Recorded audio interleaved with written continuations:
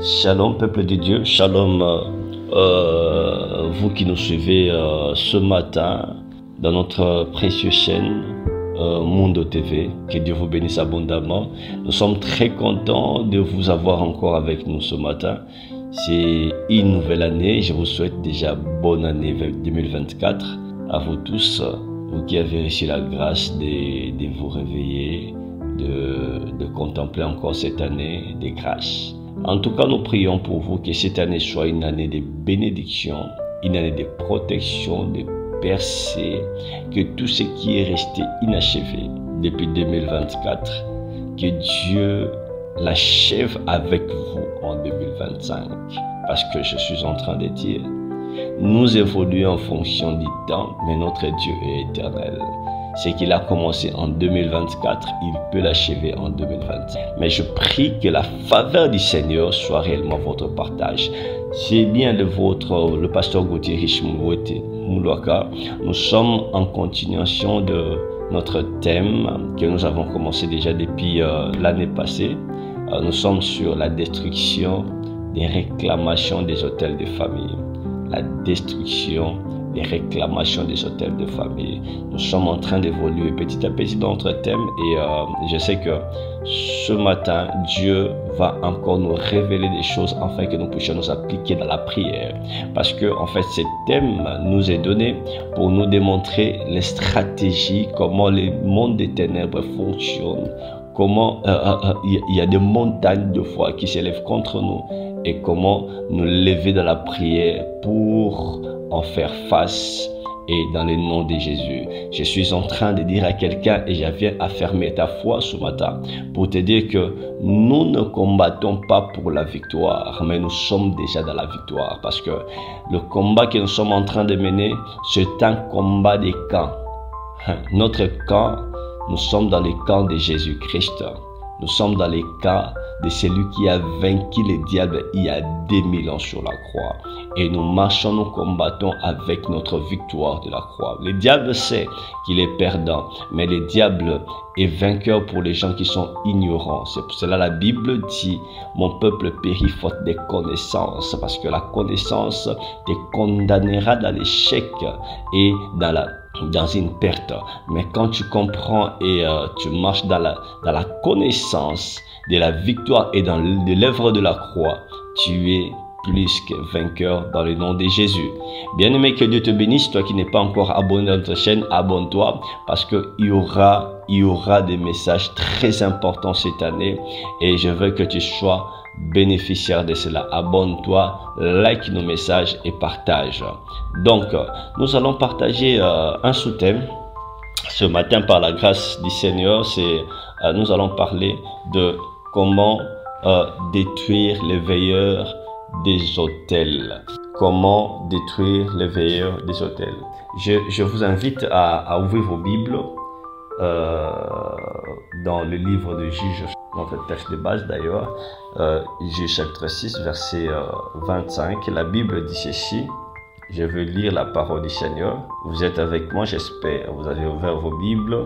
Juges chapitre 6, verset 25. La Bible dit, dans la même nuit, l'Éternel dit à Gédéon, prends le jeune taureau de ton père et un second taureau de 7 ans. Renverse l'autel des Baal qui est à ton père et abat les pieds sacrés qui est dessus. Dans la même nuit, l'Éternel dit à Gédéon. Bien-aimés dans le Seigneur, nous allons poser les fondements de notre sous-thème aujourd'hui. Nous sommes en train de parler sur les veilleurs des hôtels. Chaque hôtel a un veilleur, ce qui veut dire quelqu'un, ça peut être une personne, un esprit qui veille sur l'accomplissement de lois, de décrets qui ont été dites autour de l'hôtel. En réalité, il veille sur l'application de tout ce qui a été régi sur l'hôtel. Quand on vient bâtir un hôtel, ce qui veut dire on vient faire alliance avec des entités, avec des esprits mauvais. En fait, c'est lié à un problème, c'est lié à un événement, c'est lié à quelque chose. Et en contrepartie, quand vous demandez quelque chose à des entités, il y a toujours des choses à faire. Il y a toujours des choses à faire, il y a toujours des échanges. Parce que le monde spirituel, c'est un monde des échanges. Il n'y a rien pour rien. Il n'y a rien pour rien. Quand tu veux quelque chose, tu dois préparer aussi quelque chose. Quand on te donne quelque chose, tu dois aussi donner quelque chose. C'est un monde de donnant-donnant. C'est un monde d'alliance. C'est un monde d'alliance en fait. Vous voyez, quand il y a une alliance, il y a contrat. Ce qui veut dire on a des parts et d'autres, des responsabilités. On a des parts et d'autres, des cahiers des charges. Ce qui veut dire ils vont faire des choses pour vous et vous allez faire des choses en eux. Et tout cela est toujours préservé par quelqu'un. Il doit y avoir quelqu'un qui veille sur le strict accomplissement de tout ce qui a été dit. C'est pour cela que vous allez constater, bien aimé dans le Seigneur, qu'il peut y avoir un hôtel peut être bâti dans plusieurs temps, mais la même chose s'applique généralement et principalement de la même manière dans la vie de tout le monde, dans une même famille, dans une même nation et dans un même pays, ainsi de suite. Bien aimé dans le Seigneur, vous allez vous rendre compte. C'est le principe que je suis en train de dire, vous allez vous rendre compte que c'est partout. C'est dans toutes les sphères et dans toutes les dimensions. Il y a un moyen de reconnaître une personne en l'identifiant par rapport aux clauses des alliances des hôtels, des familles, des nations, ainsi de suite. Vous vous rendez compte?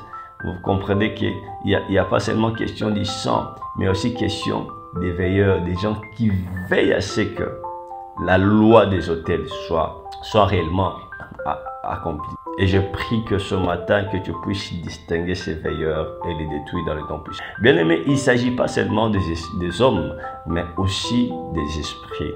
Nous parlons des hommes parce que l'autel a des dimensions. Ce qui veut dire qu'il y a une dimension invisible et il y a une dimension visible. Tout autel n'est pas seulement invisible.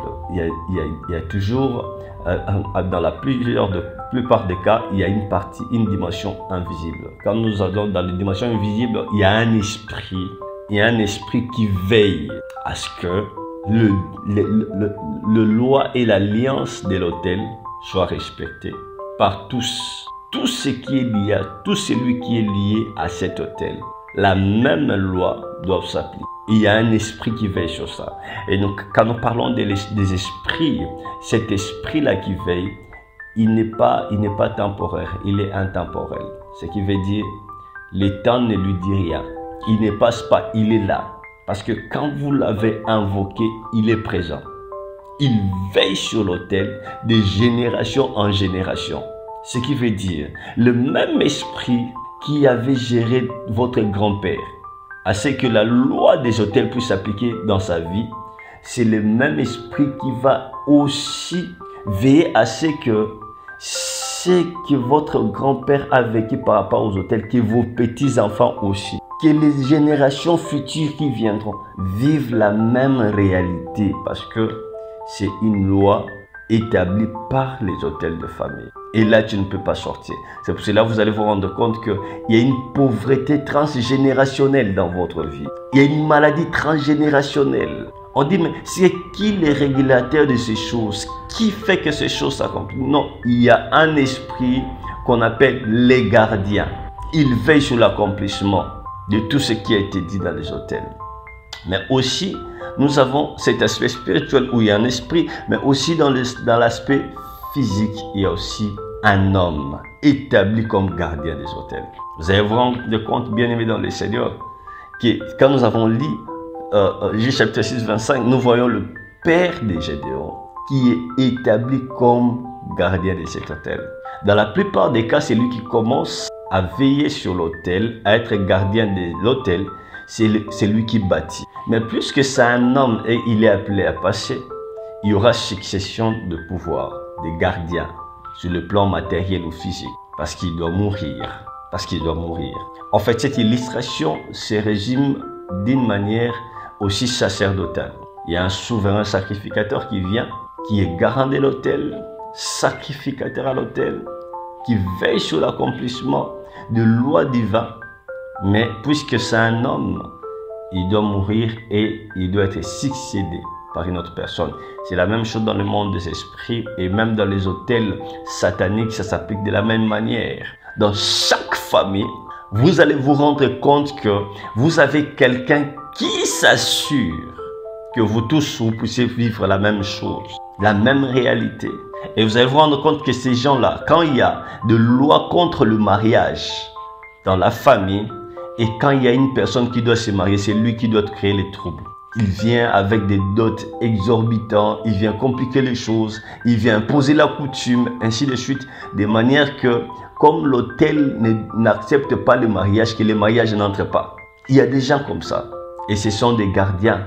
Et Gédéon, dans son temps, il devait affronter son père, qui était gardien de l'autel. Mais comment affronter son père? C'est là où il y a un problème. Bien-aimé dans le Seigneur, je suis en train de te dire que la loi des autels qui pèsent dans votre famille, cette réclamation, il y a aussi des hommes dans votre famille qui sont des gardiens. Ils vous combattent de manière directe ou indirecte, visible ou invisible. Ils vous attaquent. Ils sont là à veiller sur la structure de toute la famille, peu importe là où vous pouvez être. Il y a d'autres personnes, ils ont quitté le village pour l'Europe, pour les États-Unis. Mais il y a toujours un veilleur qui est là. Il cherche, il regarde, il suit votre vie à la lettre. Il a votre vie comme un livre. Il regarde qu'est-ce qui s'est passé ici, qu'est-ce qui s'est passé là-bas, où est-ce qu'il veut partir et où est-ce qu'il est. Vous allez vous rendre compte qu'il y a même des gens de ces veilleurs-là, bien aimés dans le Seigneur. Ils savent des choses sur vous, même si vous ne les formez pas. Ils savent. Comment mais tu es parti où? C'est comme dans un livre, il vous regarde, il regarde votre vie. C'est comme dans un globe, dans un boule cristal. Il vous poursuit et il travaille comme ça. C'est vrai, cet homme-là aussi travaille avec ses esprits pour veiller sur tout le monde. Il veut savoir exactement tout pour vous contrôler, vous manipuler, vous maintenir dans des réclamations des hôtels de famille. Il vous réclame chaque jour de revenir sur le droit de la famille. Et peu importe ce loi, peu importe ces choses-là, bonnes ou mauvaises, ils sont là pour que cela s'applique. Je suis en train de dire à quelqu'un, vous êtes dans une famille où vous perdez toujours le premier-né.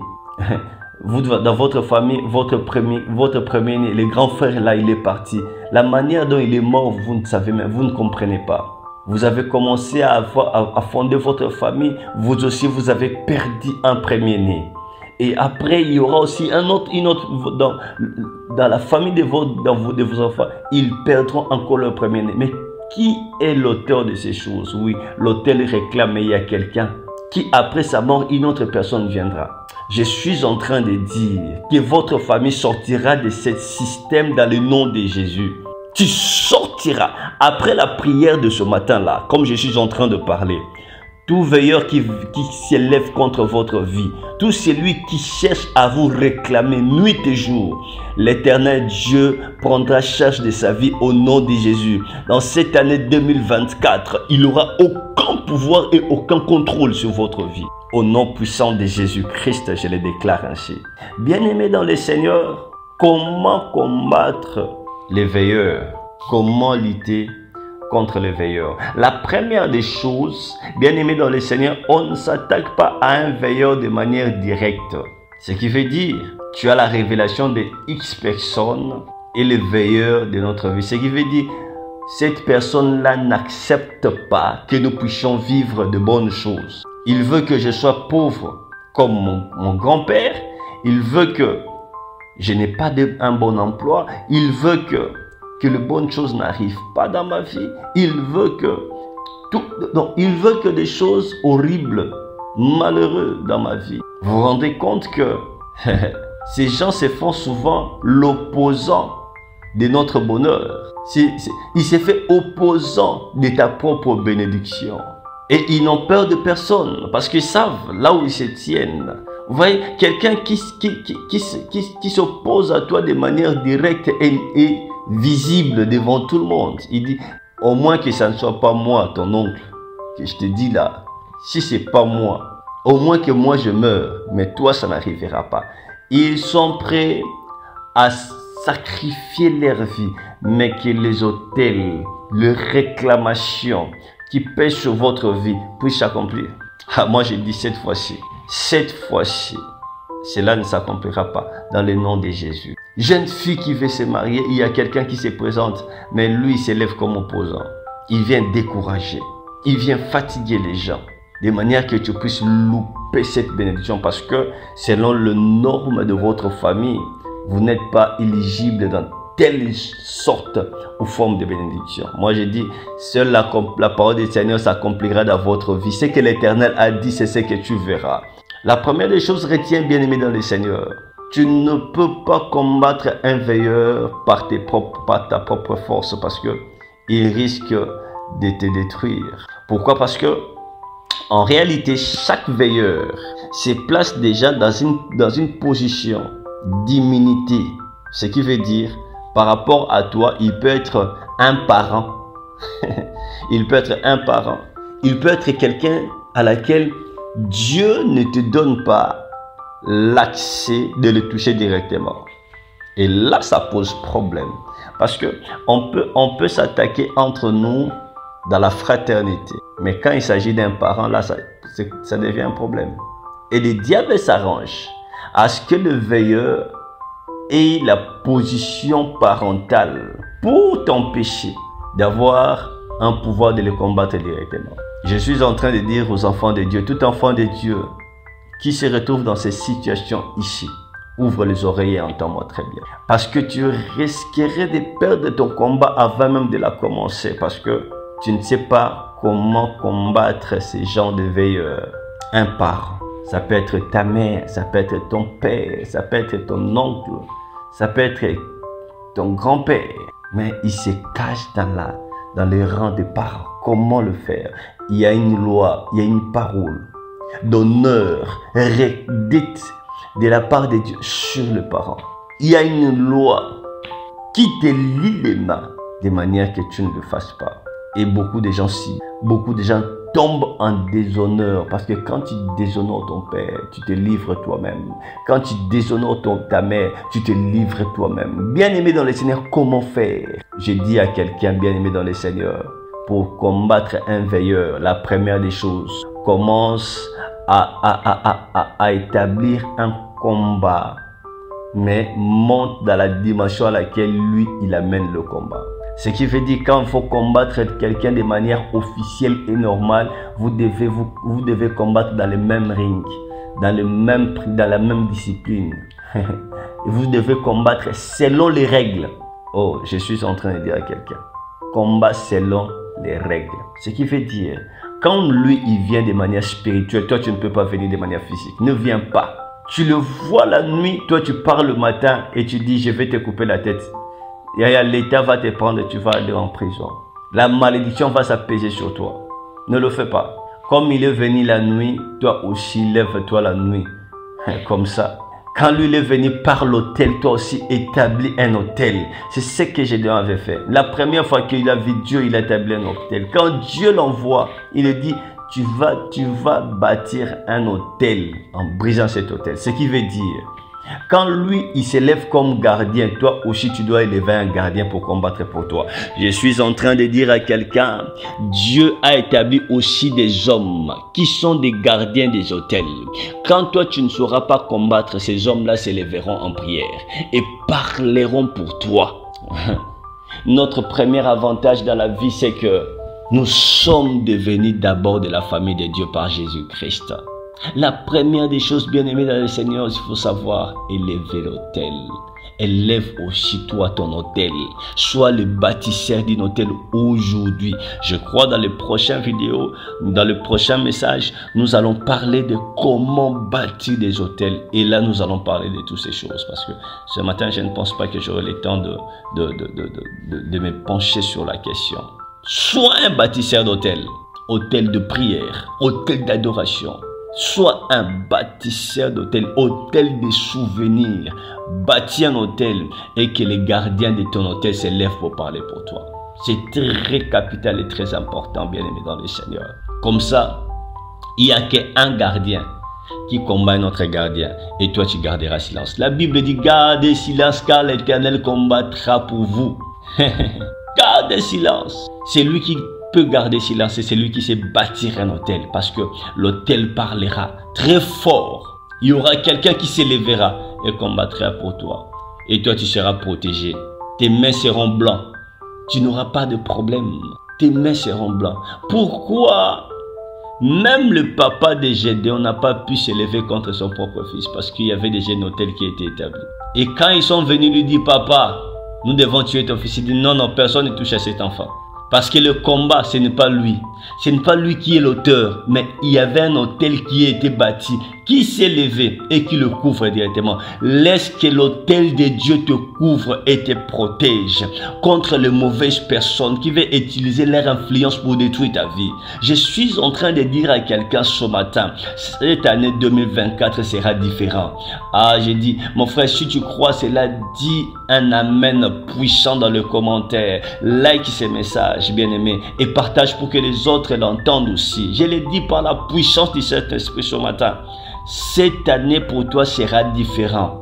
Sera différent. Tu vas vivre les choses particulièrement différentes dans le nom de Jésus. Il dit, si réellement vous pensez que c'est lui qui a détruit l'autel de Baal, que Baal lui-même aille se battre. Ce qui veut dire, il dit, moi je suis le gardien physique, mais il y a aussi Baal qui est le gardien de cet autel spirituel, que Baal s'élève contre lui. Mais comment Baal va s'élever contre lui?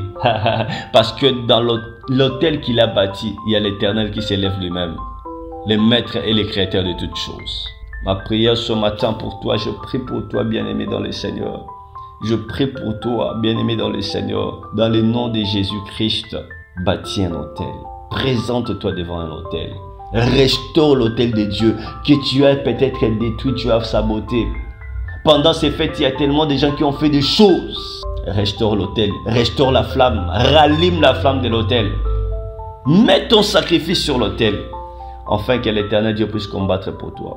Ce n'est ni par la force, ni par la puissance, mais par l'Esprit. Je prie pour toi que l'Éternel Dieu prenne la relève de ta vie, la relève de ce combat que tu as commencé, que tu n'arrives pas. Que l'Éternel Dieu s'élève pour toi ce matin. Sois richement, complètement béni. Bénissons l'Éternel pour Mundo 24, Mundo TV 24. Nous bénissons l'Éternel pour l'initiateur de ces chaînes. Nous bénissons l'Éternel pour cette année 2025. Que cette année soit fructueuse et bénie dans le nom de Jésus-Christ. Nous bénissons l'Éternel pour tous nos auditeurs. Que la grâce et la faveur du Seigneur soient réellement votre partage. Appelez-nous, contactez-nous pour la prière. Contactez-nous pour des questions. Contactez-nous et l'Éternel Dieu ne cessera de vous surprendre cette année. Que l'Éternel Dieu vous bénisse. Que l'Éternel Dieu soit votre bénédiction et votre partage dans le nom de Jésus. Soyez richement bénis.